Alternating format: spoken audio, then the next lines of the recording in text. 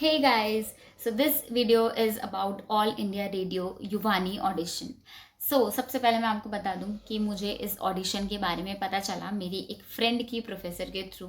उन्होंने हमें ये लिंक शेयर किया था, फॉर्म शेयर किया था आकाशवाणी का, जिसमें युवानी के ऑडिशंस हो रहे थे। ऑल इंडिया रेडियो के जो इंस्टाग्राम पेज है उस पर ये अपलोडेड था फॉर्म।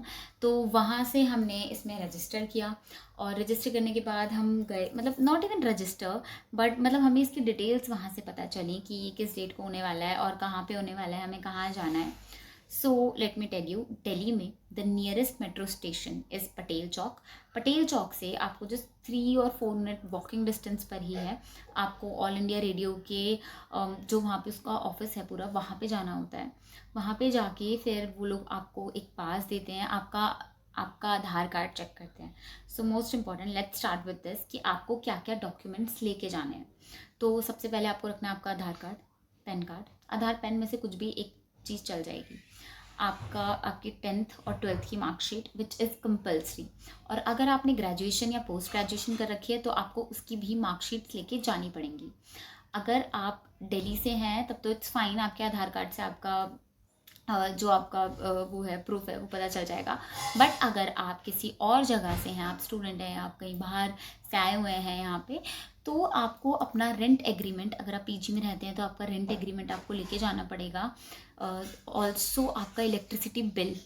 ये सारे डॉक्यूमेंट्स, आपका आधार कार्ड, पैन कार्ड, 10th की मार्कशीट, 12th की मार्कशीट, आपका ग्रेजुएशन की मार्कशीट, साथ में आपका इलेक्ट्रिसिटी बिल प्लस आपका रेंट एग्रीमेंट, ये सारी चीज़ें आपको लेके जानी ही पड़ेंगी। वहाँ पे जाके आप रजिस्ट्रेशन अपना करवाएंगे, जैसे हमने किया। हमने वहाँ पे रजिस्ट्रेशन किया, हमने वहाँ पे साइन किए and then they will ask you कि आप यहाँ पे क्यों आए हैं, आपको किस चीज़ के लिए मतलब ऑडिशन देना है।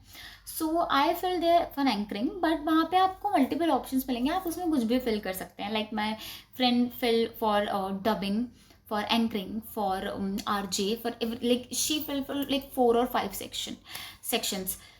वहाँ पे आप ये फिल कर सकते हैं। वहाँ पे जो भी होंगी, जो इंचार्ज होंगी या जो भी फॉर्म फिल करवा रही होंगी, वो आपको बता देंगी, वो आपको ऑप्शंस देंगी, उनसे पूछ के आप कर सकते हैं। बट पूछ के ही फिल करें कि क्या क्या ऑप्शंस है और हम क्या क्या फिल कर सकते हैं। देन उसके बाद दे टोल्ड अस कि आपको अपना CV भी सबमिट करना है। और इतनी गर्मी में, धूप में हम दोबारा से चल के गए मेट्रो स्टेशन तक, क्योंकि वहीं पे ही आपको फ़ोटोकॉपी वाले की शॉप मिलेगी। अगर आप घर से अपने डॉक्यूमेंट्स नहीं लेके आए हैं तो मैं कुछ चिंता करने की ज़रूरत नहीं है, वहाँ पे बहुत सारे आपको फ़ोटोकॉपी की शॉप मिल जाएगी पटेल चौक के सामने ही, मेट्रो स्टेशन के। तो वहाँ पे हम गए, हमने हमारा CV निकलवाया, उसको अपडेट किया, CV निकलवाया और CV निकलवा के हम फिर वापस गए और फिर वहाँ पे जाके हमने अपना CV सबमिट किया। एंड वी आस्क्ड देम कि आगे क्या होगा, कैसे प्रोसेस है, क्या करना है। एंड दे टोल्ड अस कि यहाँ पे आज इतने सारे लोग आए हैं, सब आ रहे हैं रजिस्ट्रेशन के लिए और सब अपने डॉक्यूमेंट CV वगैरह सबमिट कर रहे हैं। तो अब हम इन CVs में से सिलेक्ट करेंगे और सिलेक्ट करने के बाद we'll call you for audition round. तो हम वहाँ से आ गए अपना सब सबमिट करके। ऑनेस्टली हमें तब ज़्यादा उम्मीद नहीं थी, क्योंकि हमारे CV में ना मेरी फ्रेंड के कुछ ऐसा वॉइस से रिलेटेड कुछ भी नहीं था। It was just about content writing, like I am a content writer and a marketer. Content writing और मार्केटिंग का ही एक्सपीरियंस था मेरा, उसमें ऐसा कुछ नहीं था। बट आपको इसके बारे में चिंता करने की ज़रूरत नहीं है, बिकॉज वहाँ पे कॉन्टेंट राइटिंग का भी ऑप्शन होता है, आप उसमें कर सकते हैं apply. But I don't think so कि वो लोग CV आपका वॉइस के एक्सपीरियंस या किसी उससे जज करते हैं, बिकॉज मेरे और मेरी फ्रेंड के CV में वॉइस से रिलेटेड कुछ भी नहीं था। But we got a call for audition round. आपको एक मेल आएगा, कॉल आएगी आफ्टर 15 और 20 डेज। तो हमने मार्च की स्टार्टिंग या फेब के एंडिंग में हमने रजिस्ट्रेशन किया था और हमारे पास मार्च की एंडिंग में कॉल आई, मेल आया साथ में। तो दे टोल्ड अस कि आपका 16 अप्रैल को ऑडिशन है और आपको आना है at 10 AM। We went there. पहले हमने इसके बारे में थोड़ा सर्च करा कि कैसे सब कुछ होगा, हमें कुछ प्रिपेयर करना है, क्या प्रिपेयर करना है, क्या लेके जाना है। बट ऑनेस्टली हमें ज़्यादा कुछ नहीं मिला, यूट्यूब पे भी इससे रिलेटेड ज़्यादा वीडियोज़ नहीं हैं। हम वहाँ पे गए, वहाँ पे जाने और ऑल्सो वन मोर थिंग, आपको मेल पे ये लिखा होगा कि आपको अपने डॉक्यूमेंट्स लेके आने हैं दोबारा से एंड ओरिजिनल डॉक्यूमेंट्स भी लेके आने हैं। आधार कार्ड, मेनली आधार कार्ड अपना ओरिजिनल लेके आना है, बाकी डॉक्यूमेंट्स की फोटोकॉपी लेके जानी है, सेम डॉक्यूमेंट्स जो आप पहले लेके गए थे, बस इसमें रेंट एग्रीमेंट, इलेक्ट्रिसिटी बिल, ये सब ले जाने की जरूरत नहीं है। Just your marksheets and your Aadhaar card original, remember this. तो हम फिर वहाँ पे गए और वहाँ पे हमें उन्होंने स्क्रिप्ट प्रोवाइड करवाई। स्क्रिप्ट मेल में लिखा होता है कि आपको खुद से लेके आने की ज़रूरत नहीं है और आपको खुद से स्क्रिप्ट प्रिपेयर करने की भी नीड नहीं है, आपको स्क्रिप्ट वहीं पर ही प्रोवाइड की जाती है। हम गए अंदर, वहाँ पे हम एक रूम में लेके गए जहाँ सारे ही कंटेस्टेंट्स बैठे हुए थे। फिर हमने वहाँ पे उन्होंने हमें स्क्रिप्ट दी। स्क्रिप्ट में देयर आर 6 to 7 सेक्शंस। सो ये जो 6 to 7 सेक्शंस होते हैं, ये हिंदी और इंग्लिश दोनों मिक्स हैं। फर्स्ट सेक्शन स्टार्ट होता है आपका वेलकम से, तो आपको वेलकम करना है अपनी ऑडियंस का, तो that has to be very ऐसे एनर्जी के साथ, सो एनर्जी के साथ आपको बोलना होता है, ऐसा उन्होंने वहाँ पे हमें बताया। And the most important thing, उन्होंने हमें बोला कि आपको अपना नाम नहीं लेना है कहीं पर भी।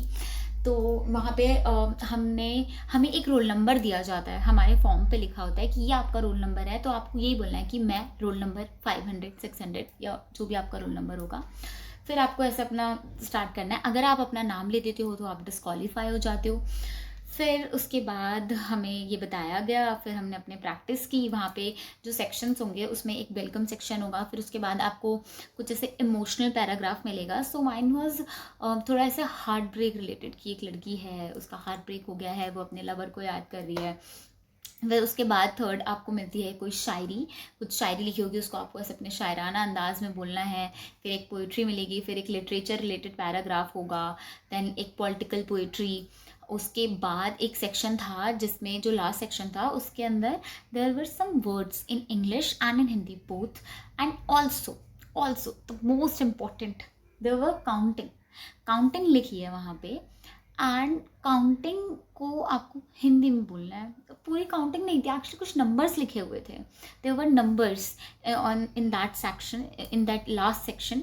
सो वहाँ पे 73 69 49 89 आई स्टिल रिमेंबर, बिकॉज मुझे वो नहीं आते थे बोलने। तो CBSE और ICSE वालों, ज़रा अच्छे से हिंदी की काउंटिंग सीख के जाना, क्योंकि दे will ask you those numbers in Hindi.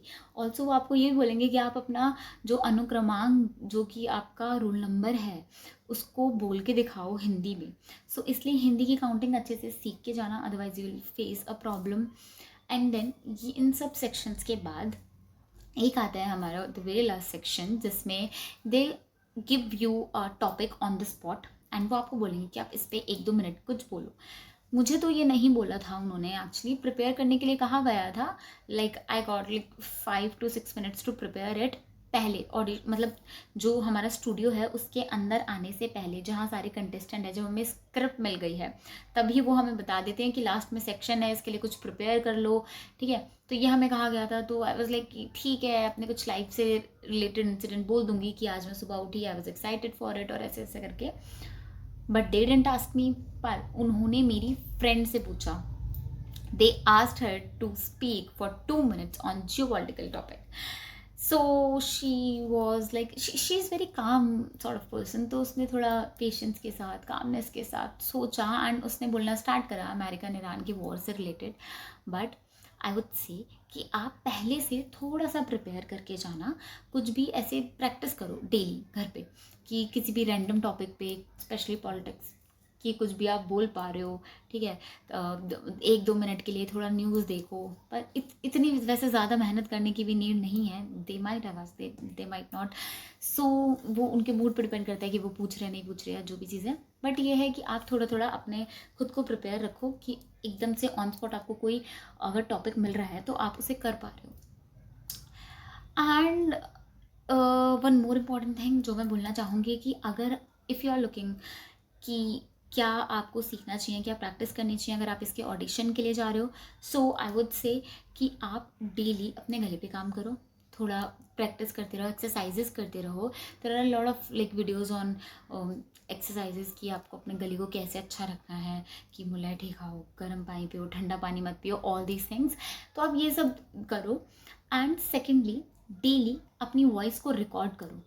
अलग अलग इमोशंस में, हैप्पी, सैड, इमोशनल, सारे सब सब इमोशंस में daily like do this exercise just for 10 minutes. 10 minutes कुछ भी बोलो, कुछ इमोशनल लाइन, या फिर उसको खुश होकर बोलो, उसको फिर ऐसे थोड़ा सीरियसनेस के साथ बोलो।